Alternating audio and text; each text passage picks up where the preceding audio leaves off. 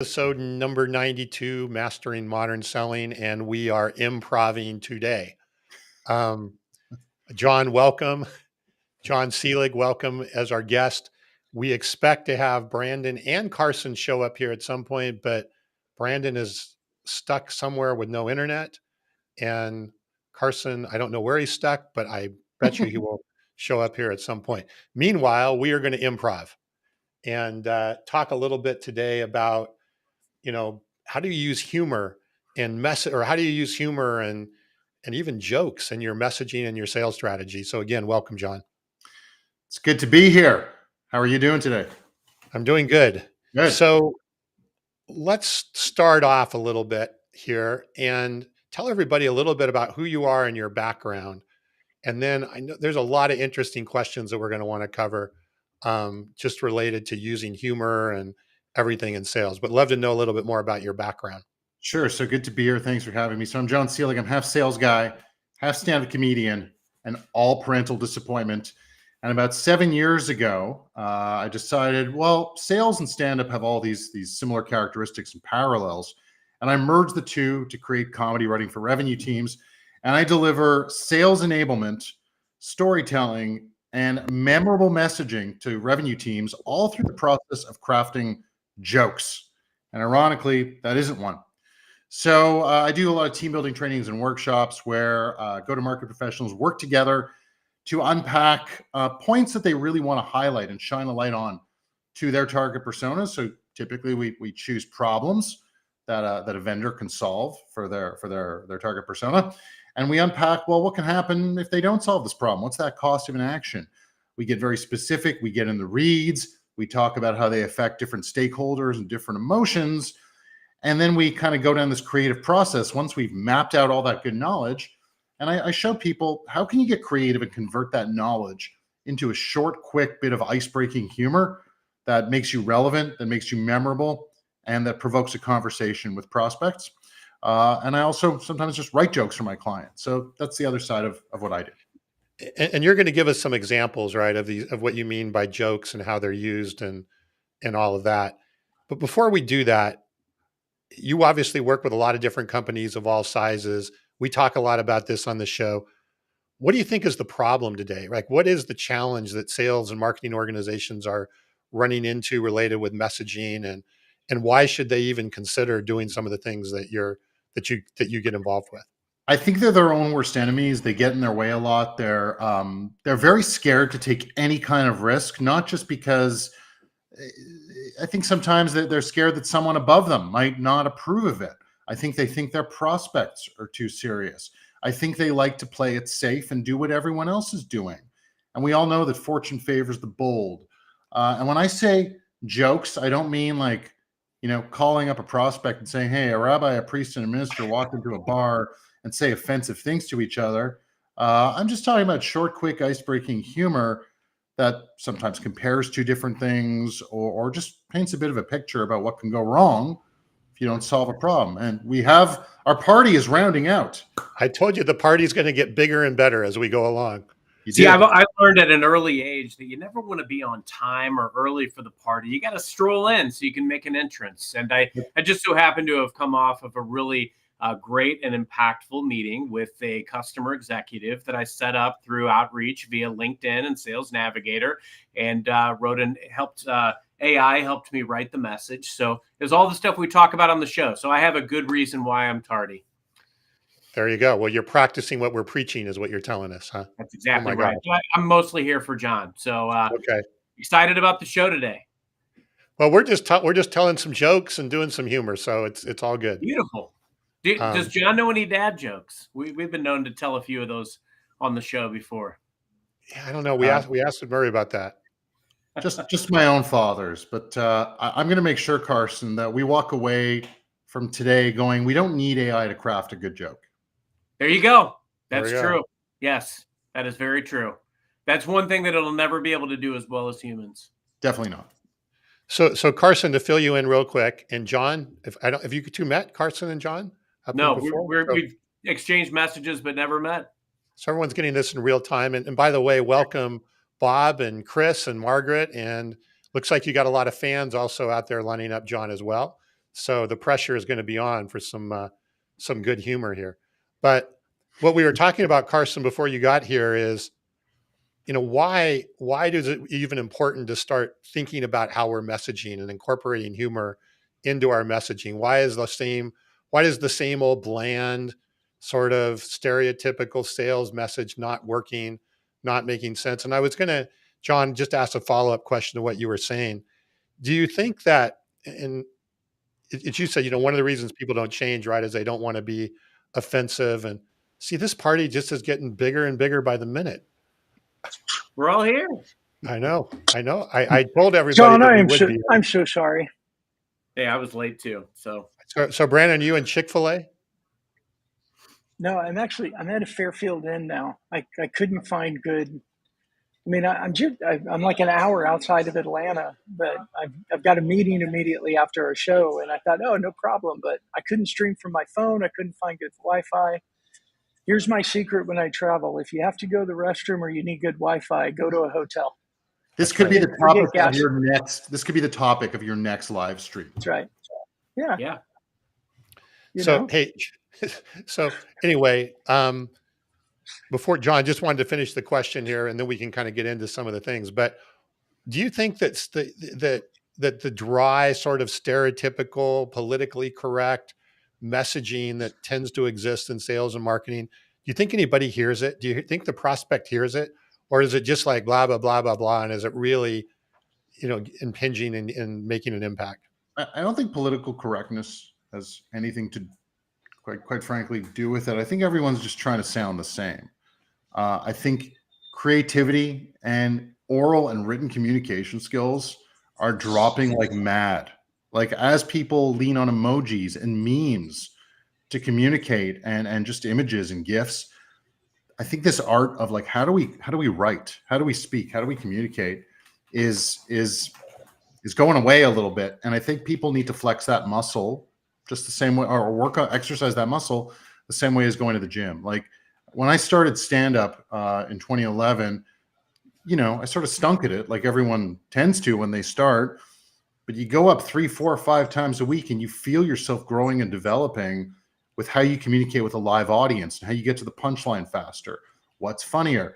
I mean, if sales teams and marketing teams could practice not getting up in front of their peers and delivering jokes, but just basic writing and communicating with one another on a more regular basis, I think that would translate to better outreach, to better demos, to better sales presentations, to better communication skills with their prospects.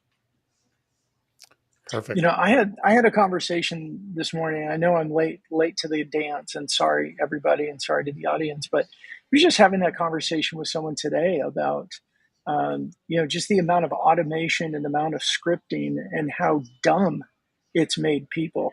Like, it's like we have this whole generation, and forgive me for anyone I offend, but we have this generation that if you've been in sales or really in almost anything in business since about 2010, if you started in that time, most of what you've been taught is trying to turn you into a robot and not turn you into a thinker. And so things like you're talking about, Jon, your ability to communicate, your ability to have improv, the ability to have a conversation and connect, like, that's just all gone down. And I hate to sound like the old guy that's like back in our day, but I find that one to be really, really true. I couldn't agree with you more. Like, half my LinkedIn feed is buy my set of templates that are guaranteed to work.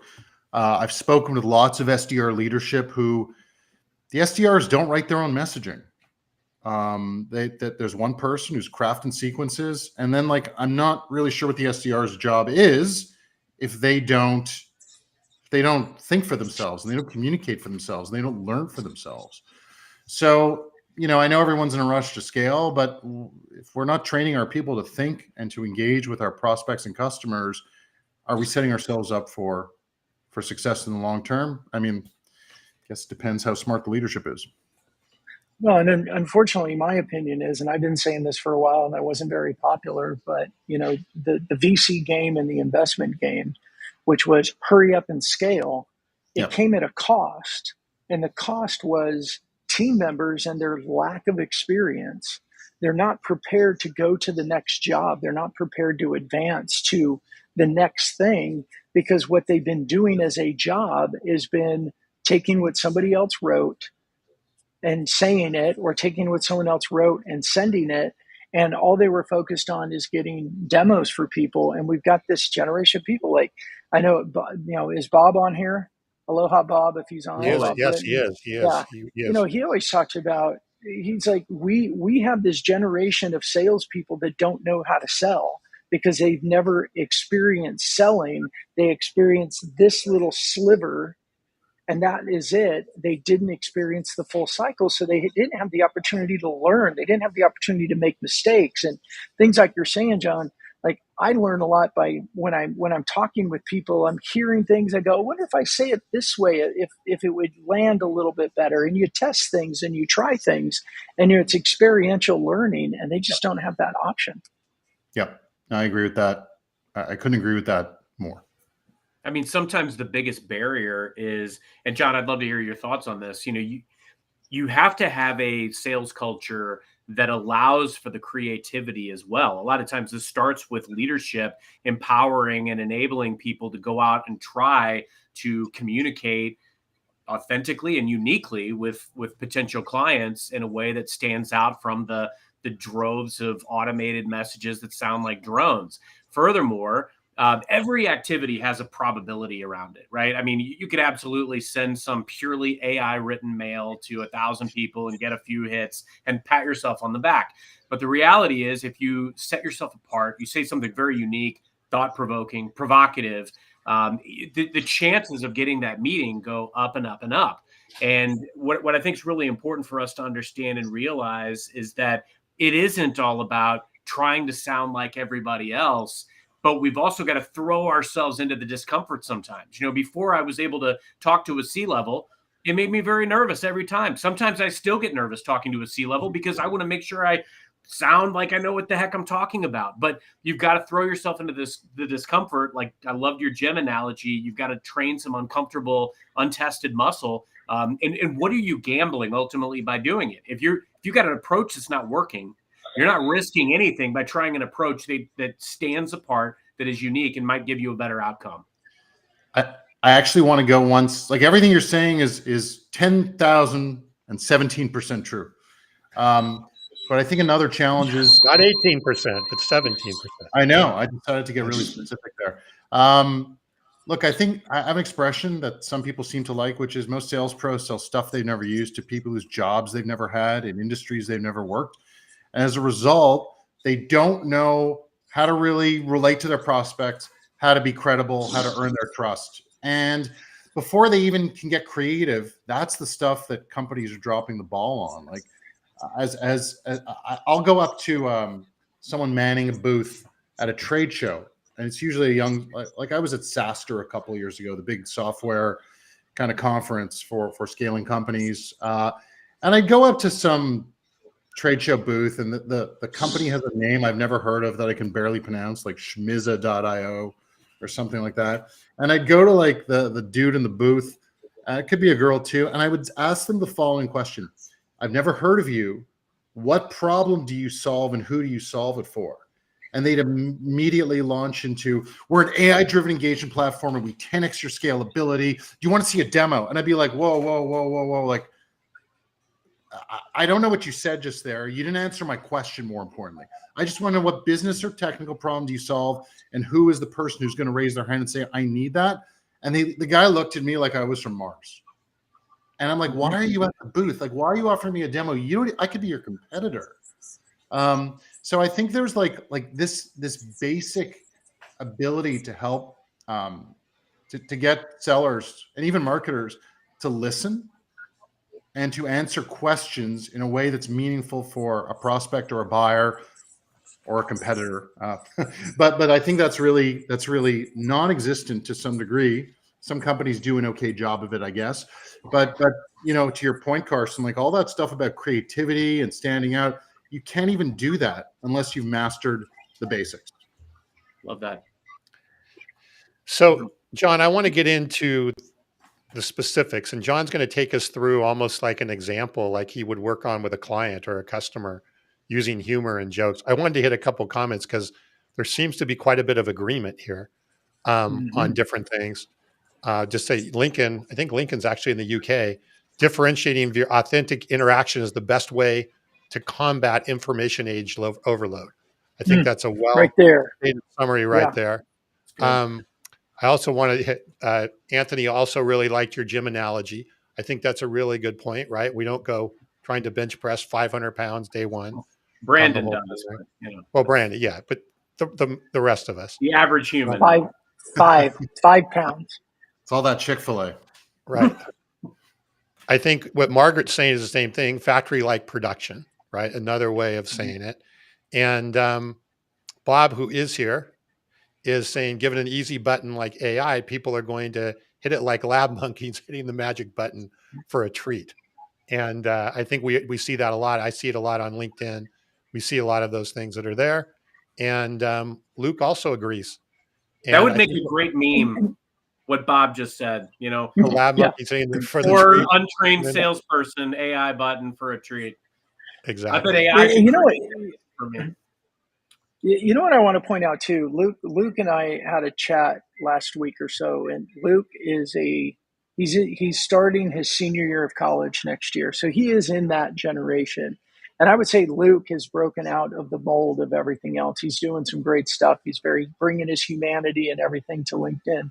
But I think even when someone like Luke is noticing that when he looks to his left and right around, that everything is so robotic, everything is so scripted, everything is just so, you know, brown and vanilla, and just go act like everybody else. It is a big concern. I mean, with John, you were saying when I first joined, I was having a conversation earlier with somebody, and we were talking about a very similar thing. And it's like, you know, we have so much tech, and we have so much automation, we have so much scripting, that companies are just forgetting the fact that people need to be trained repeatedly, right? They need a trainer, they need a manager who's going to be involved and help them in the learning process, not just, let me teach you how to use this technology that's going to do everything for you. It's teaching them how to learn, how to make mistakes and how to fix mistakes and how to keep going. And that is just not happening. And it's playing out especially in social right now, which is just becoming a shit show. Can I say that on our show? No, it's already done. It's all right. Okay. But I'm glad to hear that you do 1,000 fist bumps in your sleep, Brandon. So yes, thanks, Anthony. It's a nervous, reaction. All right. So John, take us through, right? We're a client, we're struggling with our sales messaging, we're struggling getting our message across. Take us through kind of a little bit what you would do, how you would use that humor and that joke. And even I know you picked out an example we were going to go through. Yeah. Look, when I work with my clients, and I write jokes for them, I'll often talk to them about, well, okay, who's your target persona? What level within the organization are they? Are they a C-level who's thinking about big picture strategic stuff, or are we dealing with managers and directors who are probably a little bit more focused on tactical stuff? So it's called knowing your audience, right? And what is that person trying to achieve? What does success and failure look like for them? What KPIs are they measured on? Who are their key stakeholders? What affects their emotions? What excites them? Makes them proud? What makes them afraid? What frightens them? Sorry, I said that. What makes them nervous? What makes them anxious? Or just what makes them frustrated and angry? And as vendors, there's problems that we solve that trigger all those negative emotions for them. So if we were to isolate that problem, let's tell a story of what could go wrong if that problem isn't addressed, isn't solved. So, for example, I have a client. They're called EventMobi, and if anyone has ever been to a conference or a trade show of some kind, they make those apps that you open up, and it's got all the content, all the speakers, all the exhibitors, lets you set appointments, all that kind of stuff. And what challenge do these guys solve? They eliminate the hassle of printing programs for an event and disposing of them when it's over.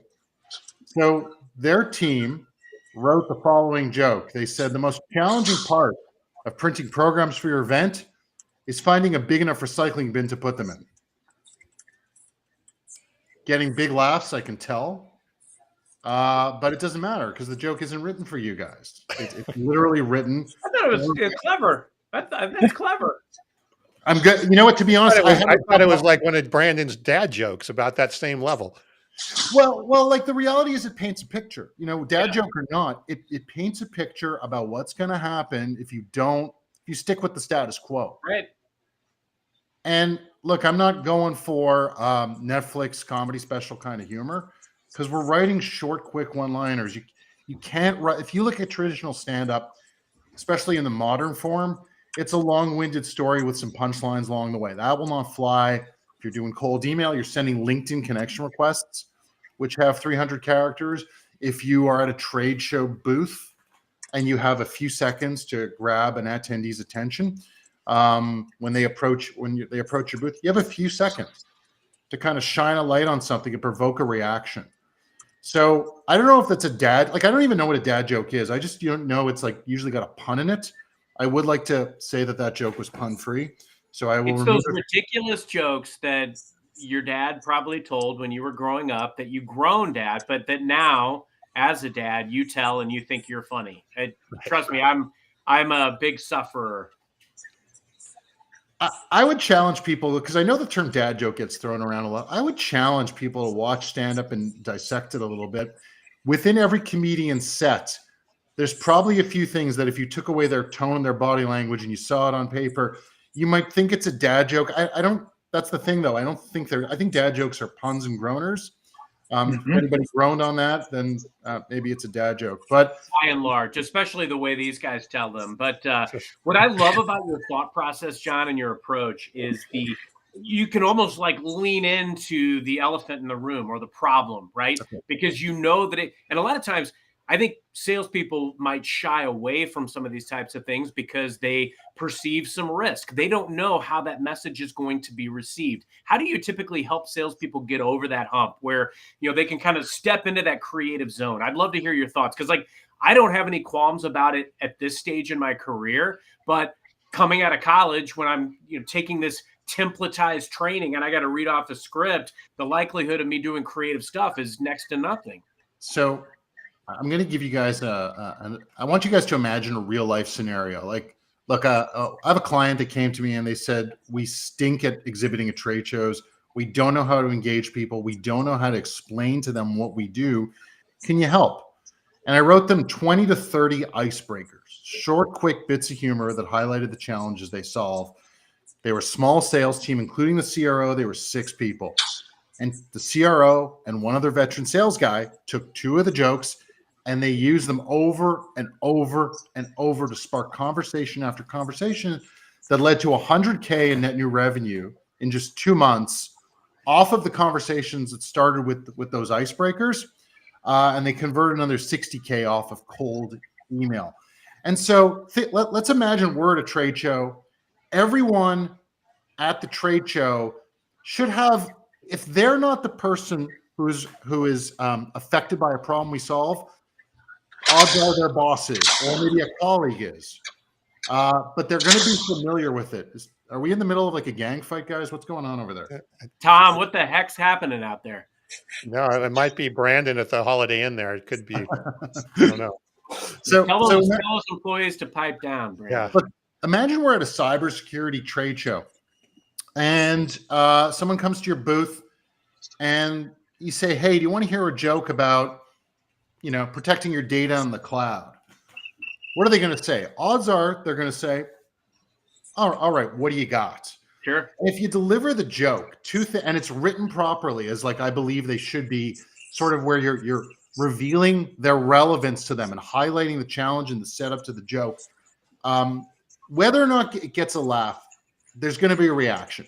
And if they laugh, it's because it's either a problem today, it's a painful, true challenge that they're struggling with. We laugh at things when they're painful and true. It was a problem in the past that they've resolved, or they know it's going to be a problem in the future because stuff's happening and we're going to be dealing with that soon.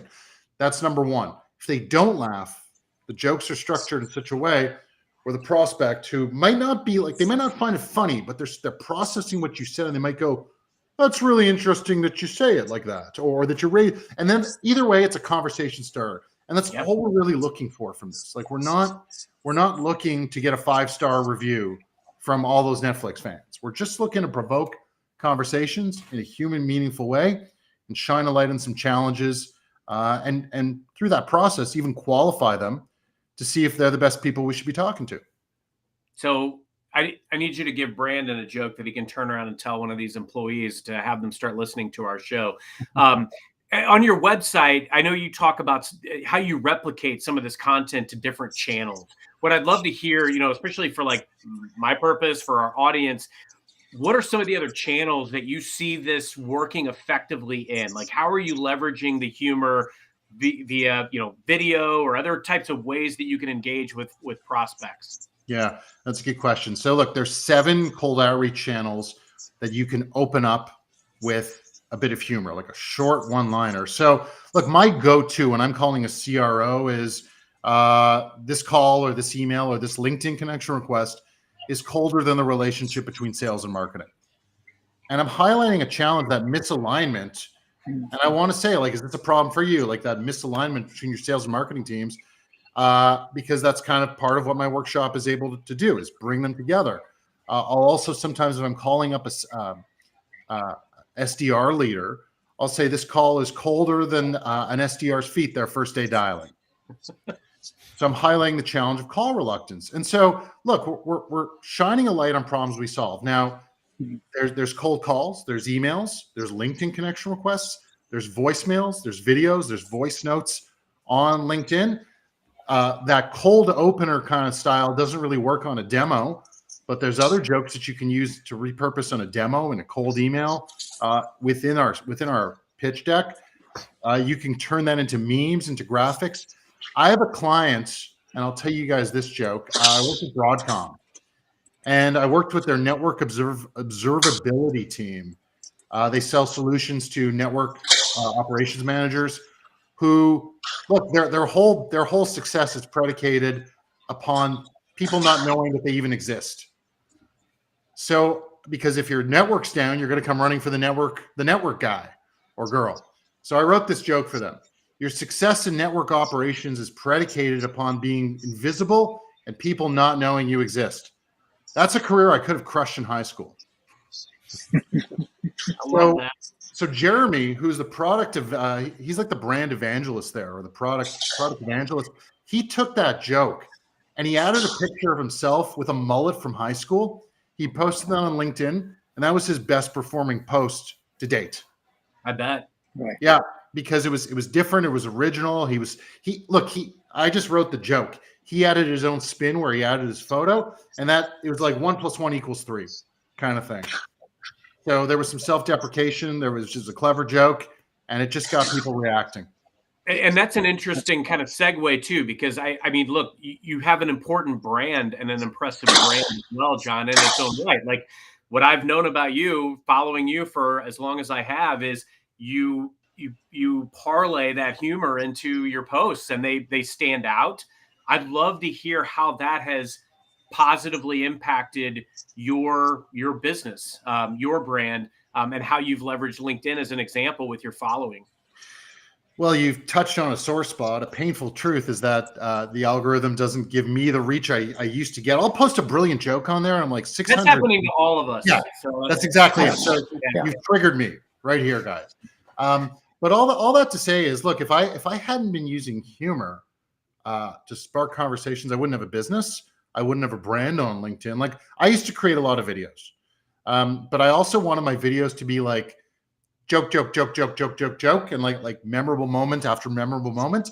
I was never great at like the whole short form content thing. I used to produce a lot of like interesting videos that people, when the algorithm was a little more giving, would notice me as a result.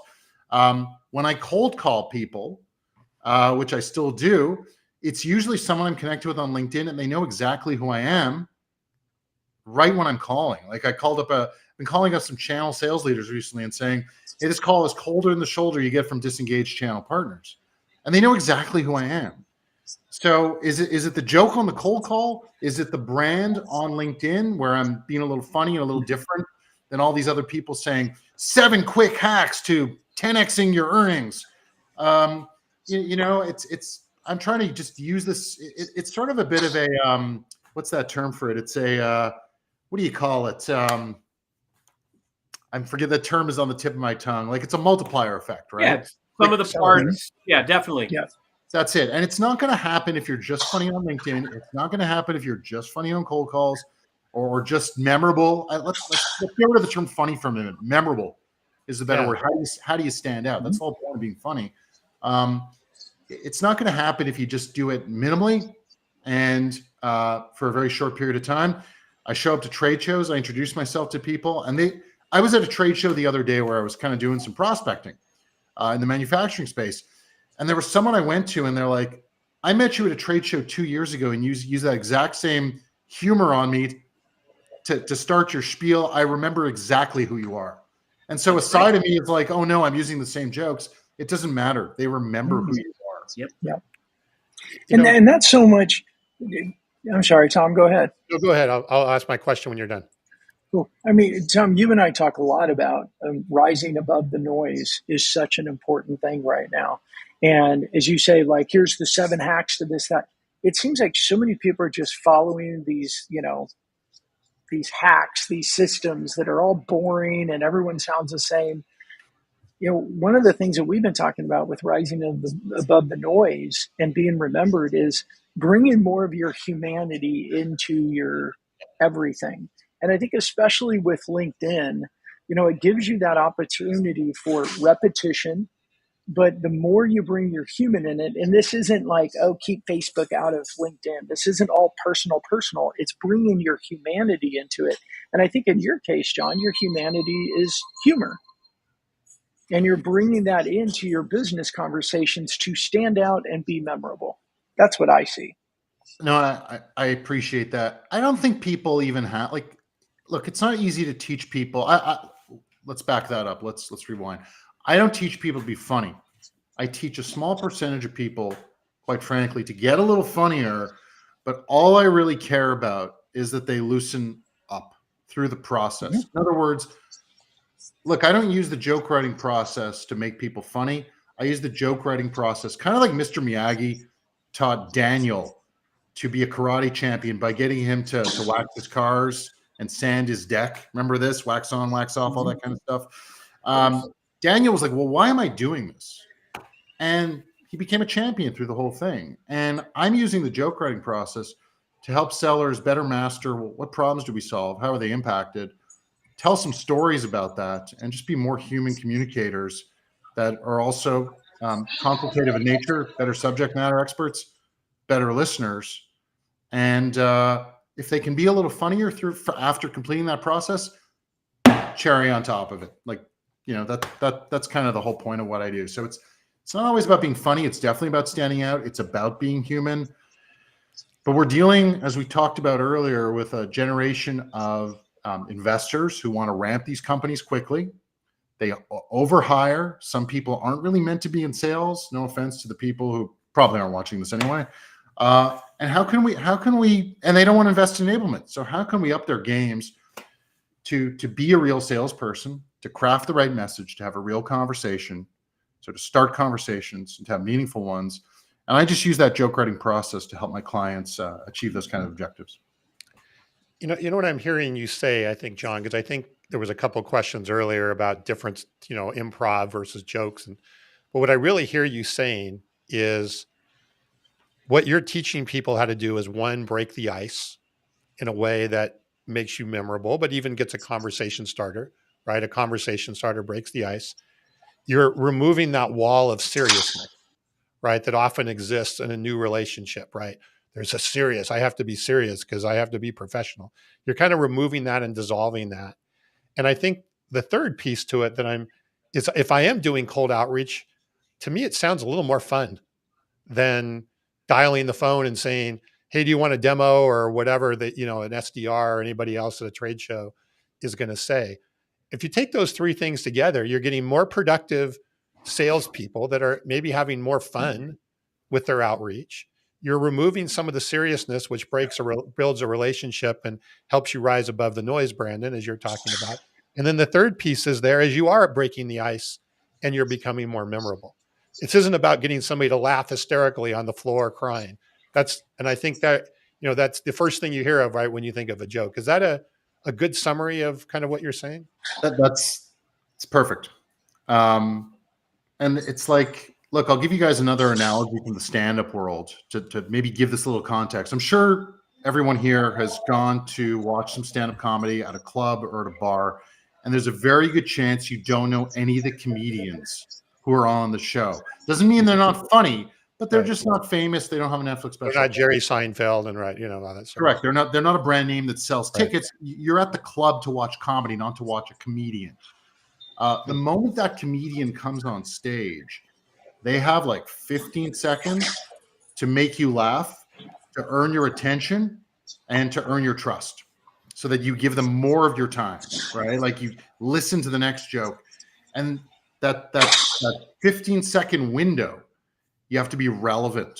You have to say something that's on their minds right away, something that's frustrating them, something that's keeping them up at night, something that they're just petrified about. And how can we trigger that within 15 seconds, whether we're on a stand-up comedy stage or whether, again, they're taking our cold call? You need really 5 to 10 seconds under those circumstances. Our email, like whatever it is, how do we be relevant, memorable, quick? But we can't be relevant and memorable unless we understand the audience inside and out, and why our company is in business, and why they can help them achieve their objectives. I love that so much. And like, look, I'm somebody who's not funny. So like for me, my challenge to myself would be, how could I do something unique or creative to approach this conversation that is going to be unorthodox, that can get somebody's attention? I loved your Karate Kid reference earlier. I will say, what was it, 40 years ago this week, that with an illegal crane kick, Daniel LaRusso knocked out Johnny Lawrence. But it reminds me, when I ran a call center years ago, we used to do fun little things like I would do a contest. We were calling into a market. We were calling karate dojos. And I said, I'll give $1 to the first person that calls one and says, does fear exist in your dojo? And it was hilarious. And they did it immediately. It was an activity that a lot of people don't enjoy, cold calling, but it gave this fun element of it. So it's like, in talking to sales leaders, Jon, I'd love to get your, any pushback that you ever get from like sales cultures that are super rigid and aren't quite ready for this. Like, I envision there's a lot of people that are so like not able to step outside of that rigid box. But if you make that environment fun for your sellers, for your customers, it creates that personal element right out of the gate. I'm really picky and choosy too on TV shows.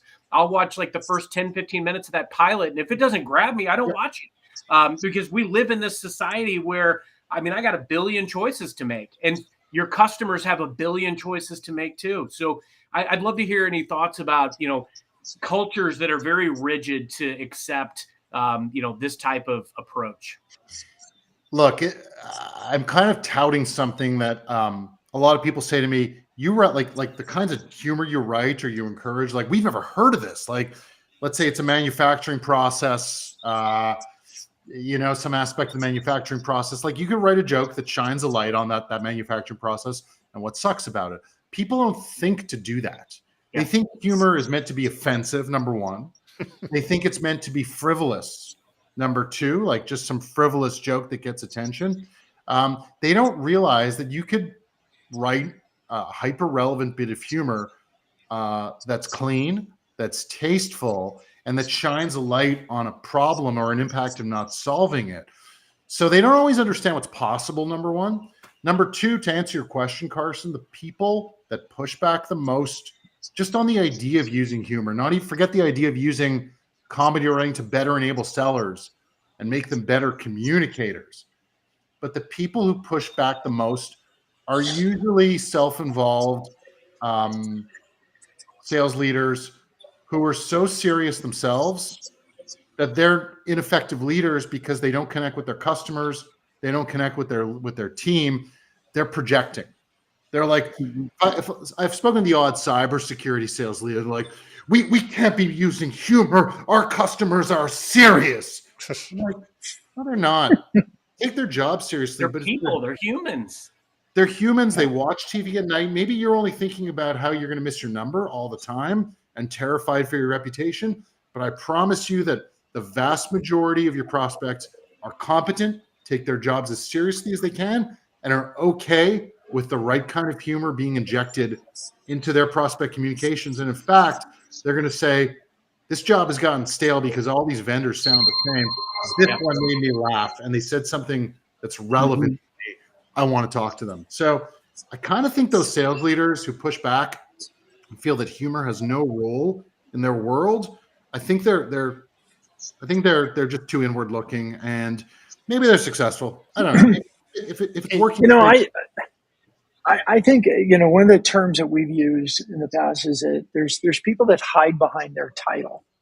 Like, they don't let their humanity come out. They don't let their humanity show. In my opinion, is those are the people that they're insecure generally, because if they let their humanity out, they would feel judged, or people wouldn't like them, or they wouldn't like, and they have a clear, differentiation between here's who I am in business, here's who I am in my personal life. The two shall not ever get near each other. And it's just not the way I ever want to do business. Like, for me, business and my personality and everything's always kind of gone together. And who I am on LinkedIn, I love it when people tell me, hey, you're exactly like I see on LinkedIn. I'm like, well, thank you. That's the goal, is to bring it. Shy of, I think, like Margaret said on here, those rigid cultures just aren't your prospect pool.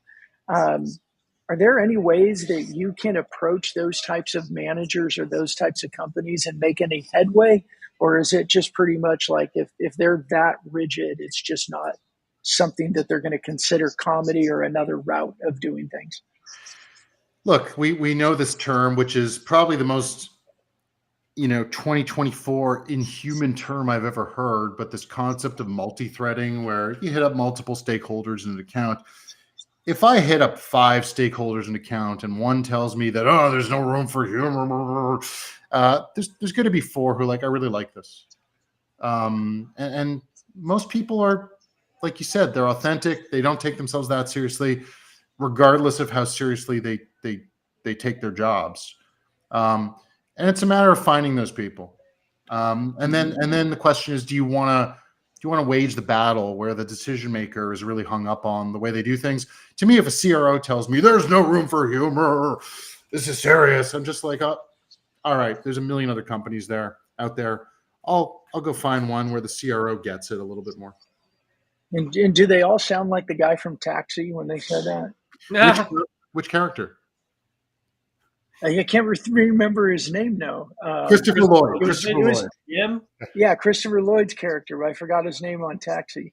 Jim. Reverend Jim. Jim. Are there any industries or jokes that you won't touch, John? I have to ask. Yeah, I'll give you some rules. Like, look, pharmaceuticals, the use case of pharmaceutical sales, there is a natural fit between what I do and the way they sell. They have to visit doctors all the time. They bring them donuts. They all bring them donuts or bring them coffee. They have seconds of their time. And in theory, the right bit of humor can make them really memorable. Look, like I said, you can write a joke to impress any point upon any audience, but we don't want to obviously mock, human tragedy. We don't want to make fun of conditions, illnesses, suffering of any kind. We don't want to punch down on marginalized groups. So when it comes to industries, I don't really think there's too many industries that can't benefit from this. I think it's how we use humor to illuminate a challenge. Like, you don't have to highlight suffering or illness when you're trying to get a doctor's attention. You don't have to do that. It's how do you look? The right joke is connecting tissue between buyer and seller, and you just have to figure out how can we check enough boxes to make that work and to not violate any of the rules. So I don't really know of any industries where it won't work, because again, we're all people. We all appreciate a laugh. Most people, as important as their careers are, they're not defined by it. Most people like a moment of levity in the day. it's just sort of within the topics that we're writing jokes about. What do we want to avoid? And I think that's what we need to tread lightly on. Well said. So Bob has a joke here. He says, when someone asks how I am, he says, spectacular. Of course, all that means is I'm making a spectacle of myself. Well done, Bob. I thought that was good. And I wanted to build on what Anthony was saying here. And I wanted to get your take on something, Jon. Anthony's saying, it's really important, and you've touched on this, right, to really make sure you know who your ideal customer profile is. Who is the person you're trying to communicate that joke to along the way? There's so many different, you can't be everything for everybody. Would it be an acceptable thing, right? If I'm again in my business and my sales organization, I spend a few minutes, identify my ideal customer profile, which we should know, and basically the predominant problem that we're trying to solve for them, which we should know. I could go to Chat GPT, Carson, just like you used to do with asking for a dad joke, and put in that information and said, hey, my target customer is this. This is their problem. Can you create a simple joke for me or something that would be an icebreaker along the line? Now, it may not be perfect and you may not like it, but to me, it starts the process of you thinking that way. I mean, Jon, is that something you would recommend somebody to do just to kind of get started, from what we've gone over today? So because you brought that up, I feel that this entire live stream has been an elaborate setup to the punchline of putting me out of business. But the good news is that that's what we do here. That's what we do here. That's what we do with our guest. You didn't get that warning before we started? I did, but I was told you brave enough to come on. Yeah. So to answer your question, though, look, I've played around with AI for jokes. I'm really not impressed by it. And I think that our own sensibility and sense of humor will never come through an AI joke. They're kind of lame, to be quite honest. Like they're not even dad jokes. Like I'd rather hear a dad joke, to be quite honest. And it's trying to mimic the dad joke formula, because jokes are formulas, people. Let's not kid ourselves. But I really think that, again, the real value of writing a joke for salespeople isn't to be hilarious or even to get that conversation going within 5-10 seconds. It's sort of like I have a graphic which I'm happy to share with people if they drop me a line. It's on my LinkedIn content somewhere. I created like an upside down triangle, and as we, the base is actually upside down, and at the top we have like understanding your buyer, understanding what problems you solve, how they impact them, getting creative, learning how to rephrase and say things in simple English, and then sort of then it's creativity, and then it's like, well, how do jokes work? Jokes are formulas. How can we take all that stuff, all those inputs, and have a nice output, which is a short, quick one-liner? And again, even if you don't write a great joke, but you go through that process, you're going to be a better communicator and even storyteller. And we all know that storytelling resonates within sales. The questions I put my clients through, get them answering before we even start the creative process, it's kind of before and after storytelling. So you can use ChatGPT to get you an output, which probably isn't that great. And if you were to deliver it, your prospect might be like, what? But I still think the value lies in creating the joke yourself, no matter what. Interesting. Okay. Brandon, Carson, any final questions here before we need to wrap up here? I know, Brandon, you need to get to a meeting. I was just going to ask any other, projects or jokes or just successes that you're particularly proud of that really stand out, Jon, like where you were able to come in and really, have an impact on the way that they did business. I'd love to just hear how impactful injecting that humor was into someone's sales process. Yeah. So I mentioned the client, they're called PowerCord, and they succeeded with trade shows and cold email. I have another client, they're called TrustArc. And I spoke with the CRO a few months after. I worked with his new logos team. They were like 15 or 16 people, I forget. And 6 of them were brand new hires. I was inviting them to the workshop with their Gmail addresses. And I spoke to them about 3 months later, and we hadn't had time to like review the success of the workshop. We did like an open mic at their QBR where I gave my keynote. The team told their jokes that they wrote in the workshop, and then I told my jokes, and there were laughs. Like we all got laughs on jokes about global privacy compliance efforts, the most boring topic on the planet. But we wrote these jokes that painted these pictures that told these stories. And I got a couple of emails during the quarter that followed that keynote. Hey, we closed some deals with off a cold email that had those jokes. And I'm like, great.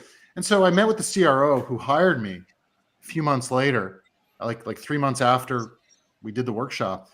And I said, so what'd you think of all this? And he leans in, and he's kind of like is a bit of a gruff guy. And he goes like, look, I don't want to tell you how to run your business, but, and I thought he was going to like tear me apart, but he's like, the real value of what you do. And I know I've articulated this during this live stream. The real value of what you do wasn't that we closed some revenue off a cold email. He's like, you got my new reps being able to express what problems we solve for who in simple English before they even started on the job. They ramped quickly, and the team hit numbers in the quarter. 2 of the 6 reps exceeded quota, and the other 4 were close. And he's like, I've never seen that before. Amazing. So the process was really impactful for ramping, for onboarding, and for even everboarding his existing reps.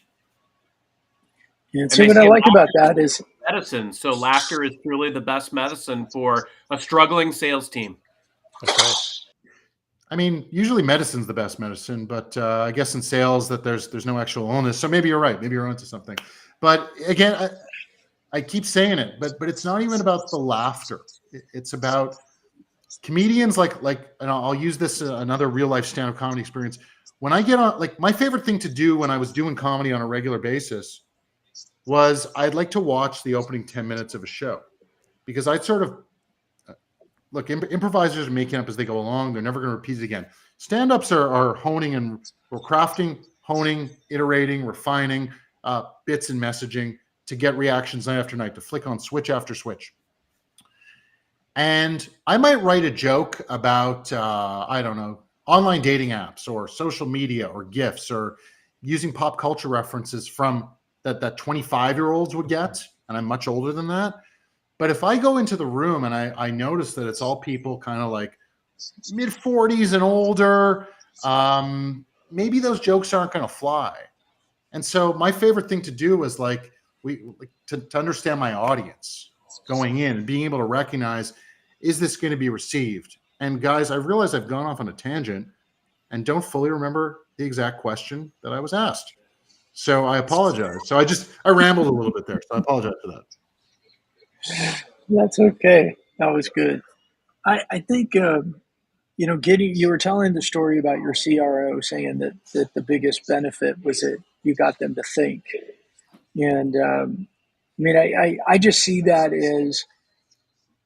as we talked earlier, and I've had more and more conversations around this, is that we're not helping people think. We're giving them scripts and telling them to go and smack them on the back and say, go be successful. Anything we can do to get them to understand who they're talking to better, to slow down enough to try and, however you want to say it, put yourself in their shoes, understand their world a little bit better, and just have more of a conversation. I think it's just so refreshing for people on the other side to just have a chat. I mean, I had a conversation. This was a couple months ago. I got somebody on, and we're on a Teams call, and I asked about something in their background, and they lit up and they started telling me all this background and information and about their history with their son and daughter around this thing and da-da-da. And I just kept asking them questions. I was totally intrigued. And we're like 22 minutes into a 30-minute meeting, and we never talked about anything other than that. And they're like, oh my gosh, I am so sorry. You were going to do it. I'm like, don't even worry about it. Like, this was an awesome conversation. And of course, we rebooked for later. It was a much better conversation. If I had been focused on, I got to get my demo done, I would have lost all opportunity to connect with that person, to enjoy the process, let them enjoy the process. That person ended up not buying from me, but I've gotten 2 referrals from them. Yep. Just because I let the humanity win and just let follow the humanity conversation where it was going. Was that the large pencil? No, Seth is a client already. Yeah, Okay. But no, that wasn't it. Yeah. I Well, do we have read we your have Brandon. So we have a new comedy team forming here. Johnson and Carlson looks like they're going to get See that? together and be a comedy team here. So Right. I love it. we'll look out for that. We'll look out for that. That's John, you've good. definitely been inspiring. That's the first time that's happened on our show where we had comedy teams being created there. So, John, if someone wants to learn more about what you do, your business, where can they find you? Obviously, LinkedIn is the best spot to find me. But also jonselig.com, JONSELIG.com is my website. And I would say those are the two best spots to get a hold of me. Okay. And come with a joke. Depends. A good At one. least try. People reach out to you with jokes, and does that happen often?